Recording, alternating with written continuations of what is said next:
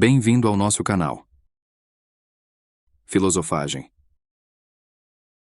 Convidamos você a explorar conosco as ideias dos grandes filósofos ao longo da história e a refletir sobre como elas moldam o nosso mundo atual.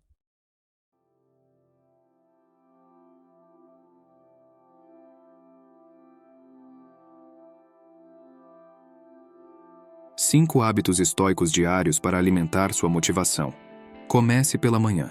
Ao amanhecer, quando tiver dificuldade para sair da cama, diga a si mesmo: tenho que ir trabalhar como ser humano. Do que tenho que reclamar se vou fazer aquilo para que nasci? As coisas para as quais fui trazido ao mundo? Ou foi para isso que fui criado? Para se aconchegar debaixo dos cobertores e ficar aquecido? Mas aqui é melhor.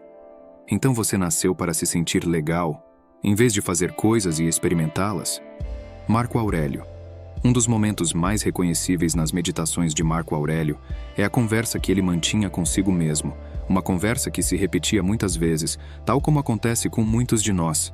Ele sabia que precisava sair da cama, mas ansiava por ficar aconchegado sob os cobertores quentes.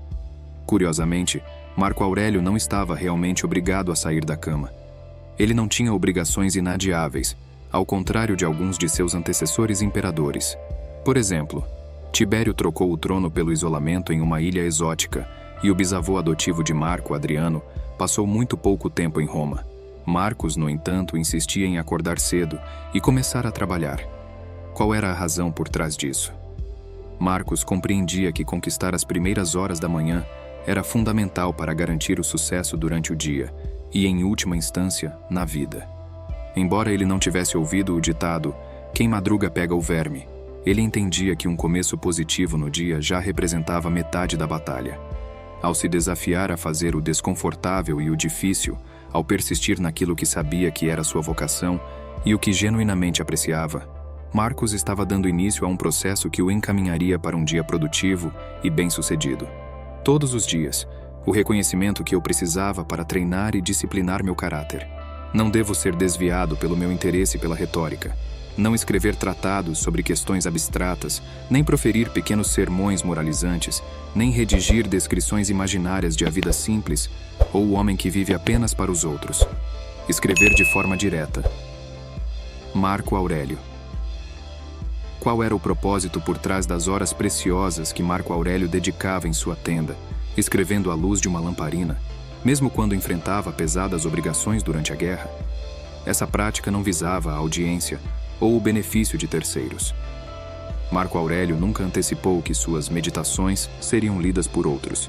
Ele escrevia exclusivamente para si mesmo, como parte de um processo de aplicação prática dos princípios filosóficos que ainda ressoam em nossos dias. Seu diário era simultaneamente um veículo de autoaperfeiçoamento e autoexpressão.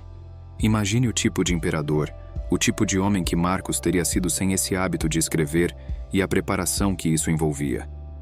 Em vez de permitir que pensamentos caóticos dominassem sua mente ou que suposições não examinadas se acumulassem, ele se forçava a registrá-los e analisá-los. Colocar seus próprios pensamentos no papel proporcionava distanciamento, conferindo a objetividade que frequentemente falta quando os sentimentos de ansiedade, medo e frustração invadem nossa mente.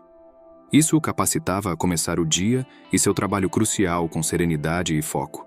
Através de séculos, ou mais precisamente milênios, inúmeras pessoas recorreram à prática de manter diários pessoais com intenções semelhantes. Alguns o faziam à noite, outros de manhã. Alguns adotavam uma abordagem intermitente, fazendo anotações em raros momentos. Contudo, em inúmeros casos, o diário serviu como um valioso recurso para a orientação pessoal. O diário se torna um fiel companheiro, uma caixa de ressonância e um guia. Se você busca auxílio para superar maus hábitos, como a procrastinação, ou deseja encontrar motivação adicional, o diário pode ser a ferramenta que você procura. Assim como Marco Aurélio desenvolveu o hábito diário de escrita, você também pode fazê-lo. Leitura. Afirmo que ler é indispensável, principalmente para evitar que eu fique satisfeito apenas comigo mesmo, e além disso, depois de ter aprendido o que outros descobriram através de seus estudos, para me permitir julgar suas descobertas e refletir sobre elas, que ainda precisam ser feitas. Sêneca. Sêneca proclamou uma maneira eficaz de sacudir a preguiça do seu sistema: a leitura.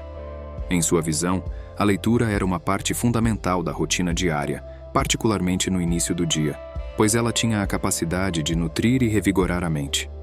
A afirmação de Sêneca é justificada, já que é difícil negar a sensação de bem-estar após um período de leitura. Quem nunca se arrependeu de ter escolhido um livro para ler? Além disso, o impacto positivo de começar o dia com materiais de qualidade é notável, em comparação com o desconforto que acompanha escolhas inadequadas. Li um livro com minha esposa, então nos levantamos e lemos um para o outro por meia hora. Este é o melhor. Recomendo a todos. É a melhor forma de começar o dia.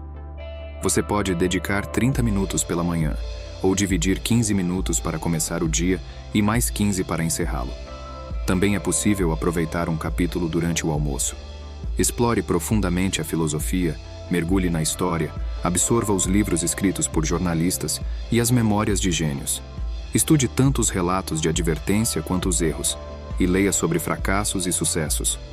A chave está em ler diariamente, encarando a leitura como uma prática regular, transformando-a em um hábito sólido em sua vida.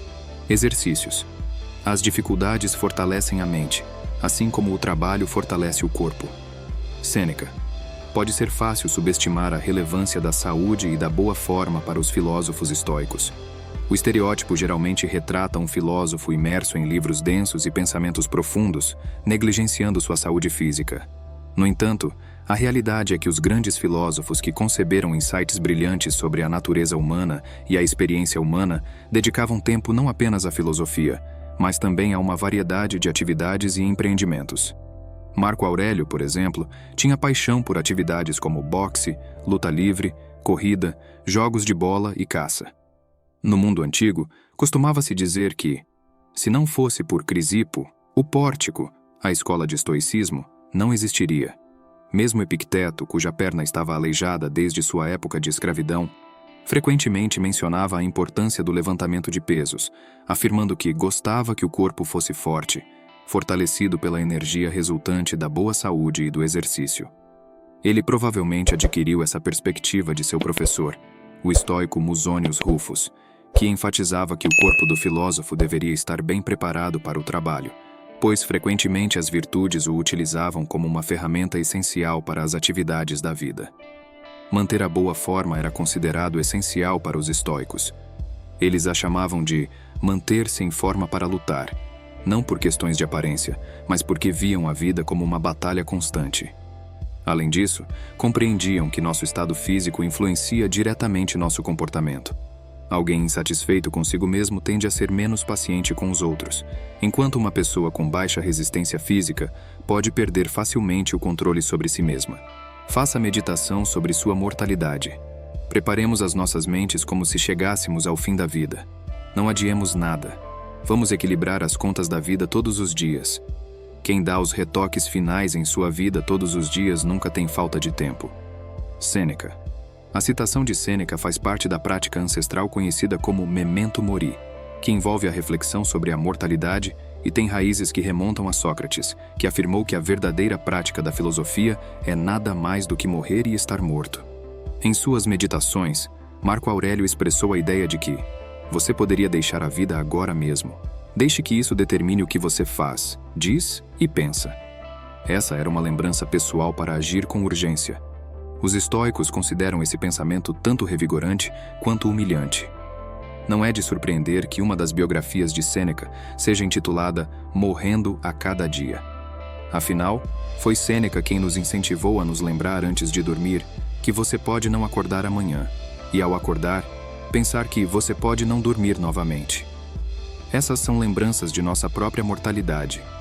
Da mesma forma, Epicteto, outro estoico, aconselhou seus alunos a manter a morte e o exílio diante dos olhos todos os dias, juntamente com tudo o que parece aterrorizante. A ideia por trás disso é que, ao fazer essas reflexões diariamente, evitamos ter pensamentos vis e desejos excessivos. Portanto, utilize essas lembranças e reflita sobre elas regularmente, transformando-as em alicerces para viver a vida ao máximo e não desperdiçar um único instante.